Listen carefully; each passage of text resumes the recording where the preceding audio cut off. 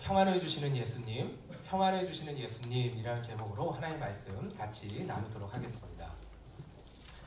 어떤 부분에 있어서 풍성한 그 지식과 또 경험이 풍부한 사람을 가리켜서 우리는 전문가라고 해요. 그렇죠? 그래서 전문가가 내 옆에 있으면은 어떤 부분에 있어서 잘 모르고 또 몰랐을 때 생기는 게 뭐냐면 이게 근심이고 걱정이거든요. 두려움이 오거든요. 근데 전문가가 옆에 있으면 든든한 거예요. 안심이 되는 거예요. 왜냐하면 물어보면 되니까. 그렇죠? 그래서 전문가가 있다라는 것은 참 얼마나 큰 안심이고 든든함이 되는지 모릅니다. 그래서 저도 보니까 그 결혼을 하고 나서 저희 아내를 보니까 음식을 만들어야 되잖아요. 근데 음식을 만들 때 항상 전화를 하고 만들더라고요. 누구한테 전화할까요? 예, 장모님한테 꼭 전화. 초짜니까 잘 모르는 거예요. 그러니까 결혼은 했는데 음식을 뭐 만들어 본 적이 별로 없으니까 뭐 찌개를 끓이거나 또 뭐 국을 만들 때 꼭 전화를 해보더라고요. 뭐 어떻게 해야 되는지 물어보고 이렇게 하더라고요. 안 해본 사람 잘 모르는 거예요. 그러면 모르게 되면 어떻게 돼요? 근심과 걱정이 오게 되면 어떻게 만들지? 맛을 내야 되는데 그 맛이 먹는 건 해봤는데 만들어 보진 않았기 때문에 이게 근심이 되고 두려움이 되는 것이죠. 인생이 다 그래요. 그렇죠? 알지 못할 때 생기는 것이 무엇이냐면 근심이고 두려움인데 이것이 해결이 되려면 전문가가 있으면 되는 거예요. 그렇죠? 저도 이제 제가 담임 목사예요. 아시죠? 근데 제가 담임 목사 초짜예요. 그렇죠?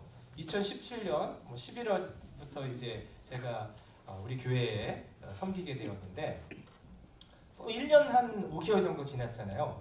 제가 뭐 다른 것들은 뭐 그냥 조금 이렇게 알겠는데 노회 관련되는 거나 뭐 이게 시찰에 관련된 일을 이렇게 하게 되면은 항상 이게 약간 근심이 되고 걱정이 되는 거예요. 혹시 뭐 내가 누락을 하거나 이러면 안 되니까. 이번에도 내일 시찰회가 있어요. 시찰회 때 해야 될 게 뭐냐면 노회가 있고 노회 밑에 시찰회가 있거든요. 근데 이제 시찰회 때 먼저 모이고 그다음에 노회 이제 어떤 문서나 이런 거 다 넘겨야 되거든요. 근데 시찰회 때 해야 될 게 뭐냐면 예를 들어서 이제 부목사님 이제 우리 교회에 계시는 부목사님도 이제 청원하고 새로 오신 분들은 새로 신입 청원도 해야 되고 계셨던 분들은 이제 계속 청원서도 내야 되고 또 이렇게 노회에 가신 뭐 장로님들 그것도 뭐 이렇게 추천도 이렇게 해야 되고 뭐 이런 게 있어요. 근데 이게 잘 모르니까 초짜니까 뭘 어떻게 해야 되는지 모르죠. 만약에 누락하면은 그러면은 이게 다 누구 책임이에요?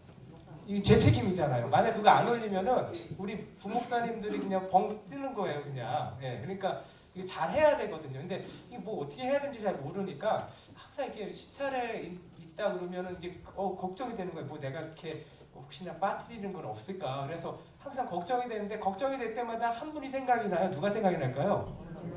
어머 어떻게 아세요?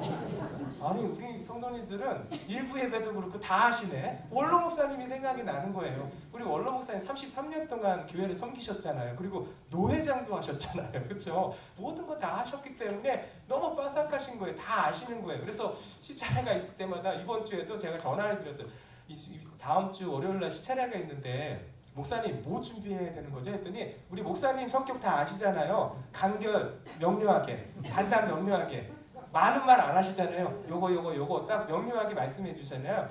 그거 딱 들으니까 그거 준비하니까 다 끝난 거예요. 예. 그러니까 저한테는 전문가가 뭐 누구지? 저 초짜잖아요. 그러니까 목사님이 전문가신 거야 저한테. 그래서 그분이 나한테 계시다라는 게 얼마나 큰 힘이 되고 든든한지 너무너무 좋은 거예요. 예. 그래서 걱정 이런 노회 일이 걱정이 되거나 뭐 이렇게 시찰의 일이 걱정이 될 때는 뭘 해야 될지 모를 때는 항상 든든한 백이신 우리 원로 목사님을 생각하고 또 원로 목사님 말씀드리면 되는 것이죠. 근데 거기서 제가 깨달은 게 하나가 있어요. 아하, 든든한 분이 계셔도 전문가가 계셔도 중요한 건 뭐냐면 여러분 그것이 내 것이 되려면 답을 얻으려면 물어봐야 돼요. 그죠? 전문가가 있어도 원로 목사님이 계셔도 물어보지 않으면 그게 내 것이 되진 않아요. 근데 물어보면은 무엇을 준비하는지 답을 얻게 되는 거예요. 그 답을 얻을 때 비로소 안심되고 든든함 되는 것이 머릿속으로만 있는 것이 아니라 실제가 되는 것이죠. 우리 인생도 마찬가지입니다. 우리의 인생의 길을 여러분 다 처음 가보시는 거 아니에요? 다 초짜죠, 뭐. 그쵸? 70을 되신 분들도 처음 가보시는 70대고, 그렇죠? 50이 되신 분도 처음 가보시는 50대고, 예. 뭐 지금 태어난 뭐 아이도 처음 가보는 다 똑같은 길이잖아. 다 처음 가는 거예요. 우리 인생은 누구나 다 초짜입니다. 초짜. 두 번째 인생은 아니에요. 다. 그렇죠? 우리 인생 잘 모른다라는 거예요. 모르면 뭐가 오냐면 근심이 와요. 걱정이 와요. 이러할 때 여러분 인생의 전문가이신 우리를 만드신 인생을 누구보다 더 잘하시는 우리를 지으신 하나님께 나아가는 우리가 되기를 예수님의 이름으로 축원드립니다. 근데 그 주님이 우리 가운데 계신다라는 거예요. 우리가 예수님 다 믿으시죠? 믿으시면 아멘. 그 예수님을 믿는 사람들의 공통점이 있어요. 우리를 믿게 하시는 성령님이 우리 안에 내주하신다라는 거예요. 영접하는 자 곧 그 이름을 믿는 자들에게는 하나님의 자녀가 되는 권세를 주셨다고 하셨는데 그 권세가 임하려면 거듭나야 되는데 거듭나려면 위로부터 오는 은혜가 임해야 된다고 했어요. 위로부터 오는 하나님의 은혜, 그 성령님께서 우리의 마음의 빗장을 열어주실 때 예수님께서 나를 위해서 죽으셨다라는 것이 그게 믿어지는 거예요. 할렐루야. 그 피가 내 모든 죄를 씻어주신다라는 것이 믿어지는 거예요. 그리고 그 예수님이 죽으시고 사흘 만에 부활하셔서 지금도 살아 계시다라는 것이 믿어지는 거예요. 할렐루야. 그 역사가 어디에서 임하냐? 성령님께서 우리 가운데 마음의 빗장을 열어주실 때에만 임하는 것입니다. 그 성령님이 우리 안에 들어오신다라는 것이거든요. 한번 들어오신 성령님은 떠나시지 않습니다. 그 성령님을 보내주시기 위해서 예수님께서 십자가의 길을 걸어가셔야 된다라고 요한복음 14장에서 계속해서 말씀해 주시는 것입니다. 그럼 성령님께서 하시는 일이 무엇일까요? 26절 말씀 같이 한번 읽어볼까요? 26절 시작. 보혜사 곧 아버지께서 내 이름으로 보내실 성령 그가 너희에게 모든 것을 가르치고 내가 너희에게 말한 모든 것을 생각나게 하리라. 아멘. 우리 가운데 계신 성령께서 하시는 일은 무엇이냐면 말씀을 가르치시고 할렐루야. 예수님이 계실 때 예수님이 하신 게 무엇이냐면 하나님의 말씀을 가르쳐 주신 거예요. 그렇죠? 하나님의 말씀을 깨닫게 해주신 거예요. 그 역할들을 성령님께서 하시는데 그분이 어디 계시다고요? 우리 안에 계시다라는 거예요. 할렐루야. 그게 성령님이 우리 안에 계시다라는 거예요. 그리고 그 성령께서 하시는 일은 무엇이냐면 예수님께서 말씀하신 것을 생각나게 하시고 기억나게 하여 주셔서 예수 그리스도와 함께 동행할 수 있는 귀한 은혜를 우리 가운데 펼쳐주시는 분이 누구시냐? 그분이 성령님이시라는 것이죠. 여러분 그분이 우리 가운데 계십니다. 인생의 전문가이신 성령께서 그렇죠? 성령이 계시다는 것은 예수님이 영으로 우리와 함께 하신다는 것이잖아요. 주님이 우리와 함께 하신다. 그분이 날마다 우리 곁에 계십니다. 우리 눈에 보이지 않지만 우리가 믿음으로 하나님을 고백한다면 믿음으로 예수님을 고백한다면 믿음으로 예수님을 모셨다면 이미 보이지 않은 성령께서 이미 우리 안에 계시는 것입니다. 그분이 계신다면 그분이 하시는 일이 무엇이에요? 오늘도 우리에게 말씀하시는 게 27절 말씀입니다. 27절 말씀 같이 한번 읽어보겠습니다. 시작. 평안을 너희에게 끼치노니 곧 나의 평안을 너희에게 주노라. 내가 너희에게 주는 것은 세상이 주는 것과 같지 아니하리라. 너희는 마음에 근심하지도 말고 두려워하지도 말라. 그럼 평안을 주시는 분이 누구시냐? 예수님이세요. 예수님. 예수님만이 세상이 줄 수 없는 하나님만이 줄 수 있는 하늘의 평강을 우리에게 허락하여 주시는데 그 평강을 주시는 예수님이 여러분 우리 안에 계시다라는 거예요.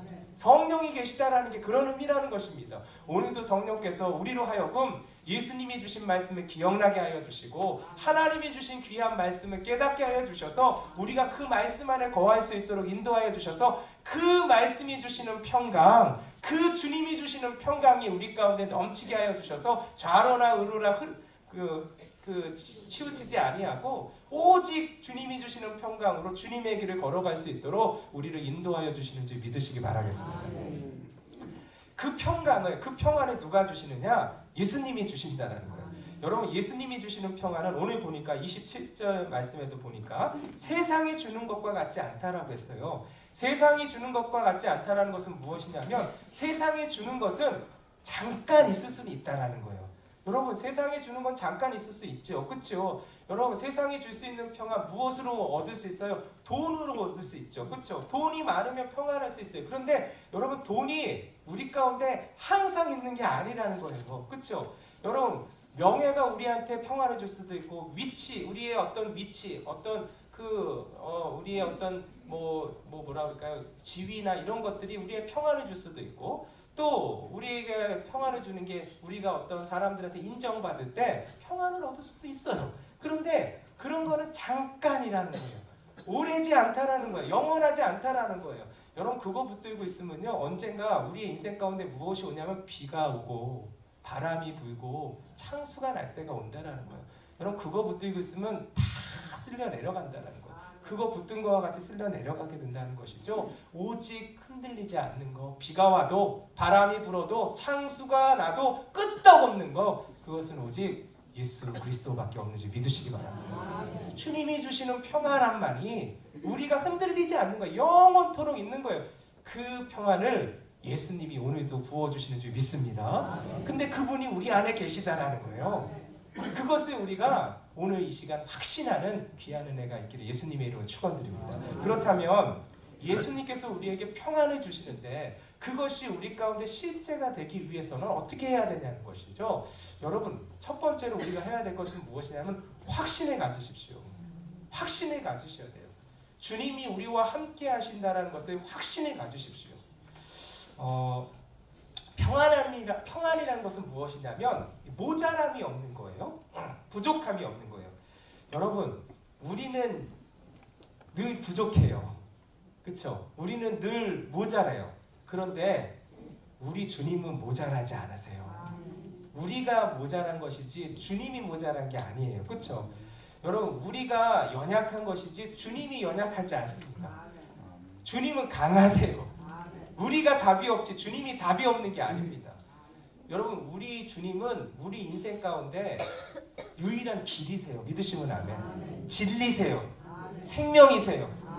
길이요 진리요 생명이신 예수님 붙들기만 한다면 그분 확신한다면 우리에게 어떠한 상황과 환경 가운데 있더라도 그것이 우리를 가슴을 철렁이게 만들고 우리의 마음을 다 무너뜨리는 그러한 상황과 환경이라 할지라도 그 안에서 예수 그리스도가 주시는 평강이 있다면 그럼에도 불구하고 꿋꿋하게 서갈 수 있는 놀라운 은혜가 우리 가운데 있을 줄 믿습니다.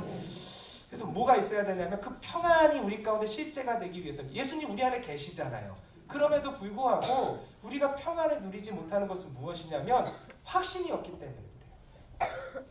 제가 미국에서 섬길 때 일이었는데요. 여러분 저 운전 잘해요. 네. 한국에서 그 부교육자 생활하려면요 운전을 잘해야 돼요. 예, 뭐 제가 이제 고등부도 맡고 뭐 이랬잖아요. 고등부 맡을 때 해야 되는 가장 큰 일 중에 하나는 뭐냐면 여름과 겨울에 수련회를 가야 되는데 수련회를 가려면 옛날 얘기가 나오니까 목이 메이네요. 예? 수련회를 가려면 좋은 수련회 장소를 찾아야 되니까 온 사방을 다 돌아다녀야 돼요. 예? 그러니까 다 운전하고 가야 되잖아요. 그리고 또 아이들도 데리고 가야 되고, 예? 그리고 뭐 하여튼 뭐 선교도 뭐 가야 되고 그러니까 이게 막 그 운전을 많이 할 수밖에 없거든요. 운전 잘하는데 제가 이제 미국에서 이제 운전을 하고 이제 다녀야 되잖아요. 근데 하루는 미국에서 이제 섬기는데 아침에 출근을 하는 시간인데 약간 그날 약간 좀 조금 늦게 출근을 했던 것 같아요. 약간 조금 늦은 것 같아요. 그래서 조금 늦었으니까 어떻게 했을까요? 원래 그렇지는 않는데 좀 밟은 거죠. 밟으니까 이제 좀 이렇게 좀 빨리 가려고 조금 이제 새로운 길로 좀 갔어요. 이쪽으로 좀 가면 좀 빠르겠다 싶어갖고 막히지 않는 길로 이렇게 가려고 조금 이렇게 처음 가보는 길이죠. 처음 가보는 길로 이렇게 가게 됐는데 거기가 한 40마일 정도 갈 수 있는 그러한 길이에요. 미국은 이제 키로가 아니라 이제 마일로 계산을 하기 때문에 40마일 정도 갈 수 있는 그런 표지판이 있는 곳이어서 그냥 생각 없이 쭉 가고 있는데 조금 넘었어요. 40마일을 좀 넘게 갔는데 그래도 이제 좀 이렇게 약간 느낌이라는 게 있잖아요. 느낌이라는 게 좀 이거 40마일 넘었는데 괜찮은가 하고 그 오른쪽을 딱 봤는데 아니나 모를까 다를까 그 오른쪽을 봤는데 그 오른쪽에서 어떤 제복을 입은 분이 저를 또 쳐다보시더라고요. 거기 교통 경찰이 그 오토바이 이렇게 딱 세워놓고 교통 경찰이 이렇게 그 저기 점검하고 있었나 봐요. 저를 딱 보더니 저도 딱 본 거잖아요. 그리고 계기판을 보니까 45마일인 거예요. 어떡하지? 이렇게 되게 막 여러 가지 생각이 있으면서 가면서 어떤 생각을 했냐면, 그래도 왜 보통 한 10마일 정도 이내면은 좀 이렇게 대충 이렇게 좀 봐줄 수도 있잖아요. 그래서 괜찮겠지 했는데 뒤를 딱 보니까 그분이 따라오는 거예요. 그래서 이거 어떡하지? 근데 미국은 이게 교통 법규를 잘 지키는 이유 중에 하나가 벌금이 세요. 그래서 예를 들어 빨간불 같은 거 이런 거 어기면 한 500불 내야 되고요. 그리고 이게 속도 위반하면은 거의 200~300불부터 시작해서 많게는 한 1,500불까지 낸다고 그러더라고요. 그러니까 너무 이렇게 그런 거예요. 근데 사실 이렇게 하니까 이제 가야 되잖아요. 이제 서야 되는데 설 때도 잘 서야 되거든요. 이제 뭐 빨간색 줄이 있으면 그 라인에는 또 쓰면 안 돼. 그러면 또 이중 부가가 되는 것이죠. 그러니까 그런 거 하면서 이렇게 벌벌벌 떨면서 이렇게 서게 되는데, 사실은 처음 그렇게 그 교통법규 이렇게 걸린 거예요. 처음. 그러니까 미국에서 한 번도 안 걸리다가 한 번 걸렸으니까 이게 되게 두렵잖아요. 근데 뭐가 있었냐면 미국은 총이 있잖아요. 그래서 항상 그런 그 얘기들을 많이 들었거든요. 이렇게 그 잘못 오해하면은 총을 쏠 수도 있으니까 그 운전하게 걸리고 그러면 항상 운전대 앞에 이렇게 손을 딱 놓고, 왜냐하면 뭐 손이 다른 데 있으면은 이렇게 잘못 생각할 수 있잖아요. 뭐 총을 가질 수도 있고 이럴 수도 있으니까, 다 총을 소유할 수 있는 나라니까 이걸 이렇게 운전대에 잘 보이게 놔두라는 거예요. 그래서 너무 두려운 것이죠. 처음 당했으니까 혹시 내가 잘못해요. 그 운전면허 줄 때도 이렇게 주면은 이게 다 이렇게 혹시 위험할 수도 있으니 하여튼 잘해라 뭐 이런 얘기를 그냥 우스갯소리로 들었는데 그게 내가 된 거예요. 그러니까 너무 두려운 것이죠. 그래서 이거 어떻게 해야 되나 막 이렇게 있었거든요. 그리고 벌벌 떨고 있었는데 딱 쓰고 나서 벌벌 떨고 있었는데 그분이 딱 오시더니 창문을 내리라는 거예요. 그래서 또 벌벌 떨면서 창문을 열고 뭐 하라는 대로 막 이렇게 한 것이죠. 그래서 너 여기 몇 마일 그 구간인지 아냐고 물어보는 거예요. 그래서 40마일 구간 아니냐고 이렇게 얘기를 했어요. 그랬더니 너 여기가 무슨 구역인지 아냐고 그러는 거예요. 그래서 잘 모르겠다고 이렇게. 그러니까 여기가 스쿨존이라고 그러는 거예요. 어린 아이들이 있는 학교가 있는. 근데 잘 몰랐어요. 거기가 스쿨존인지 저는. 근데 그러니까 거기 스쿨존은 25마일 미만이어야 되거든요. 근데 제가 45마일 정도 간 거잖아요. 네? 그러니까 이건 뭐 어떻게 할 수가 없는 거야. 이거 어떡하지 하면서 그래서 그 얘기를 듣고 나 진짜 몰라갖고 깜짝 놀라. 그랬냐고, 너무 미안하다고, 내가 정말 몰랐다고 해서 제가 짧은 영어로 이렇게 얘기했잖아요. I'm so sorry.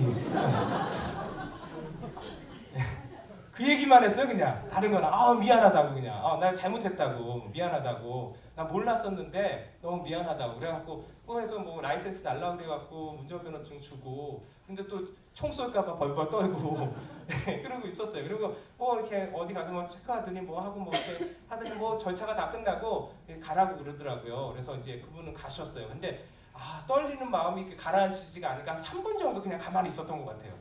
그러면서 자책을 하게 된 거죠. 내가 왜 이랬을까 하면서 법규를 어기지 말아야 되는데 이러면서 3분 후에 이제 갔어요. 근데 이제 그 다음부터는 생명의 위협은 없는데 두려움은 없는데 이제 벌금의 두려움이 생기는 거예요.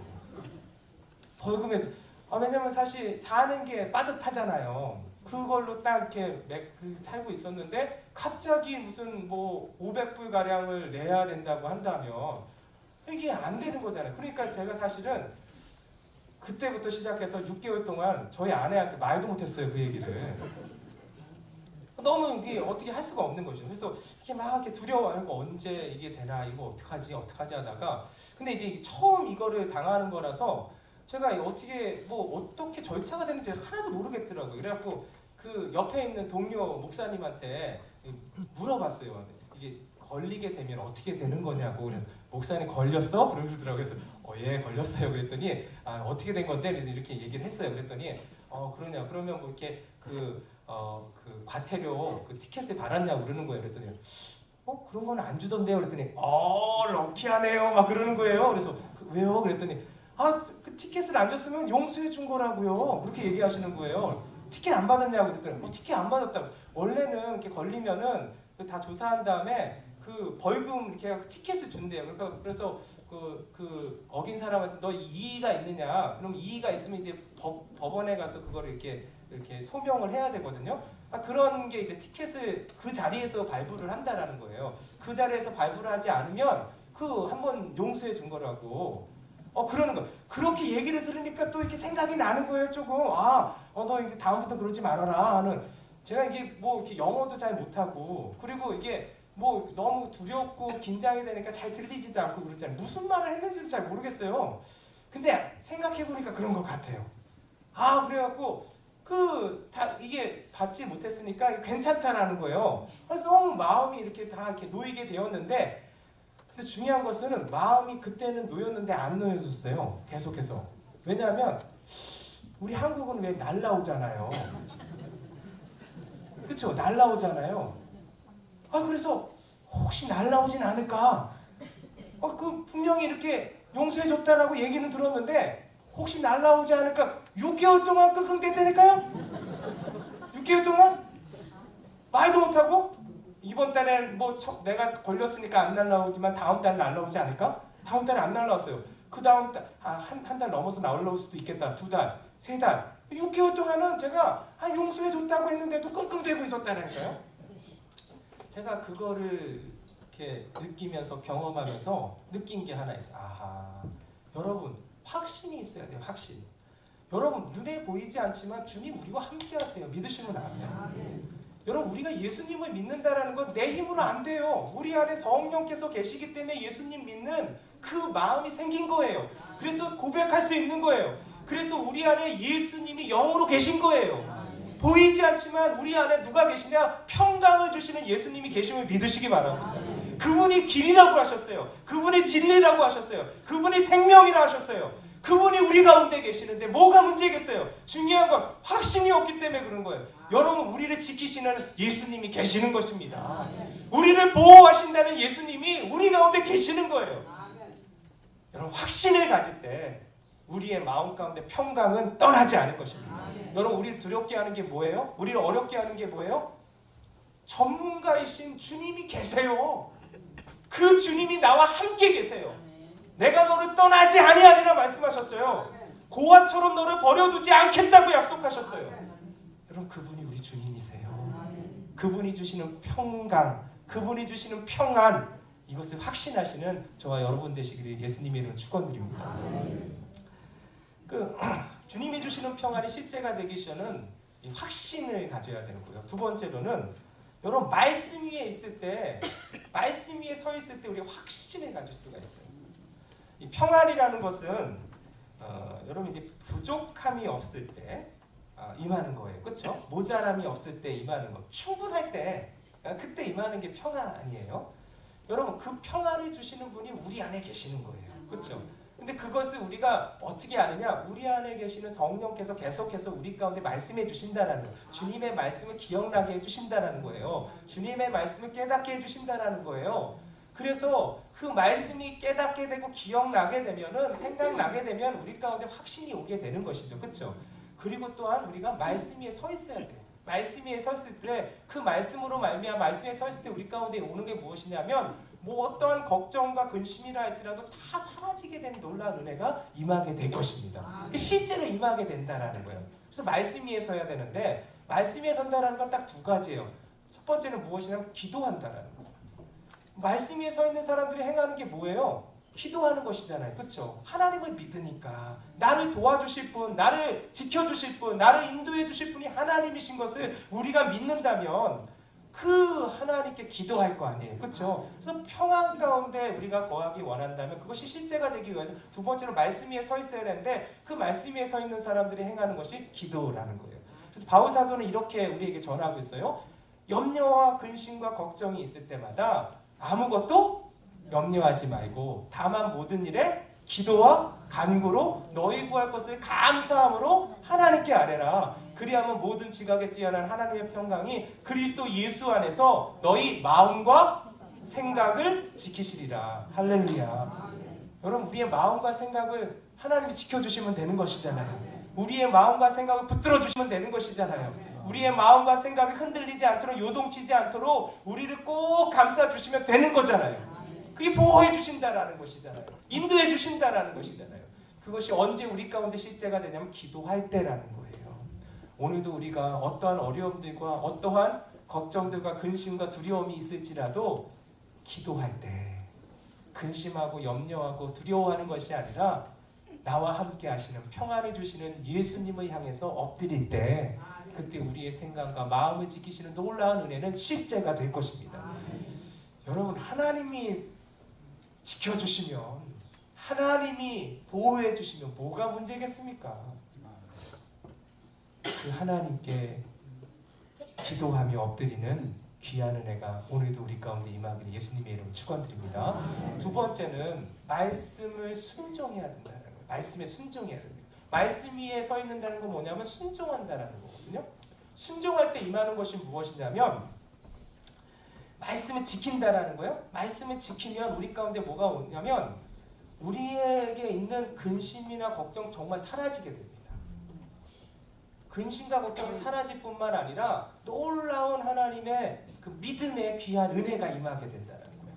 여러분, 구약에 보면은 다니엘의 세 친구가 나와요. 다니엘의 세 친구를 보면은 바벨론 제국에 있어서 그 사실 포로로 끌려온 곳이잖아요. 근데 너무 그 총명하니까 그 관리로 뽑아요. 관리로 뽑아.